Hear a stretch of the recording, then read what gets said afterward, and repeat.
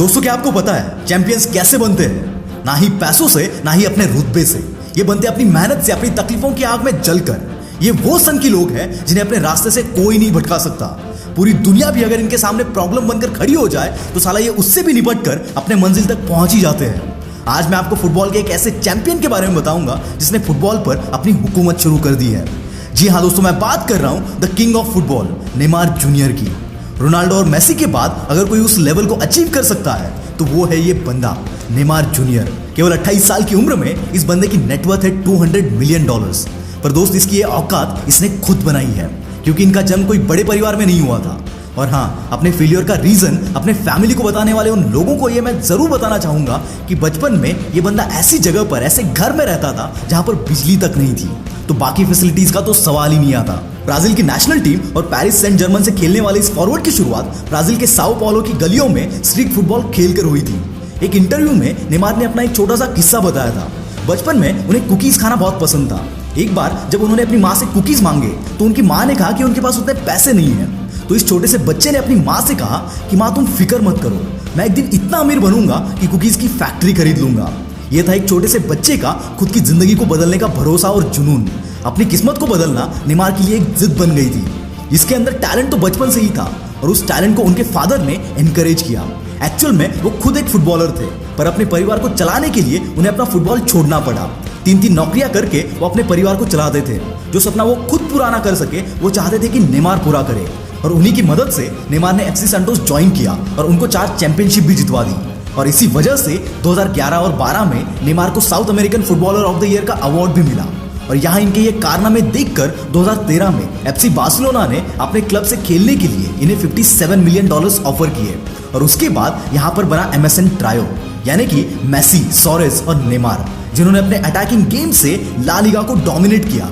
इन तीनों ने मिलकर 2014-15 की सीजन में ला लीगा, कोपा डेल रे और चैंपियंस लीग जितवाकर बार्सिलोना को कॉन्टिनेंटल ट्रिपल जितवाया। और इसकी वजह से बार्सिलोना आज तक का इकलौता ऐसा क्लब है जिसने ये कॉन्टिनेंटल ट्रिपल 2 बार जीता है। इस बंदे के टैलेंट का अंदाज आप यहीं से लगा सकते हैं कि 4 साल के अंदर ही इसकी वैल्यू 5 टाइम्स बढ़ गई थी।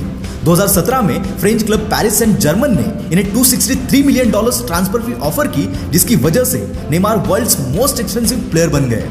और नेमार को यहाँ भी अपने डेब्यू सीजन में ही लीग का नंबर 1 प्लेयर होने का अवार्ड मिला। दोस्तों, ऐसे कई लोग हैं जो सक्सेस मिलने के बाद उसके चकाचौंध में खो जाते हैं, पर असली विनर वही होता है जो आसमान तक पहुंचने के बाद भी अपने पैरों को जमीन से उठने नहीं देता। ये बंदा आज तक ये नहीं भूला जहां से उठकर ये आया है, और इसीलिए ये मल्टीपल चैरिटीज करता है जो ब्राजील में साफ पानी, एजुकेशन और बच्चों के हेल्थ पर फोकस करता है। ऐसा कैरेक्टर बहुत कम लोगों का होता है, और ऐसे ही स्ट्रॉन्ग कैरेक्टर का एग्जाम्पल है उनकी मेसी के लिए इज्जत। नेमार ने हमेशा मेसी को ग्रेट कहा है और कंपटीशन मेसी से नहीं, खुद से की है। नेमार ने कभी भी नंबर 1 होने के लिए नहीं खेला। ये बंदा खेलता है for the love of the game, खुद को और ज्यादा बेहतर बनाने के लिए। और ऐसे ही अपने गेम पर फोकस करते करते वो आज one of the best player बन गए हैं। नेमार ने अपनी नेशनल टीम ब्राजील के लिए आज तक 103 मैचेस में 64 गोल्स किए हैं, और इसी स्कोर के साथ वो ब्राजील के सेकंड हाईएस्ट गोल स्कोरर है।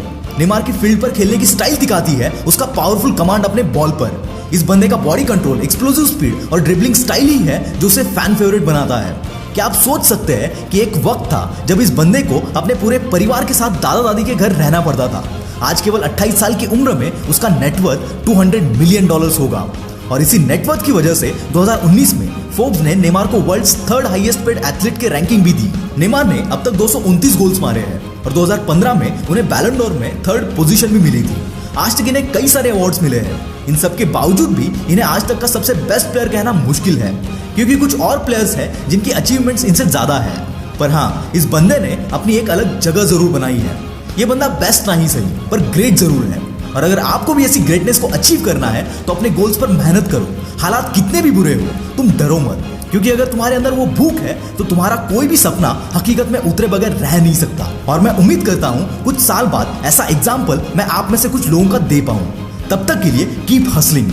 This is Mangesh from the will power star, signing off for the day. Bye bye.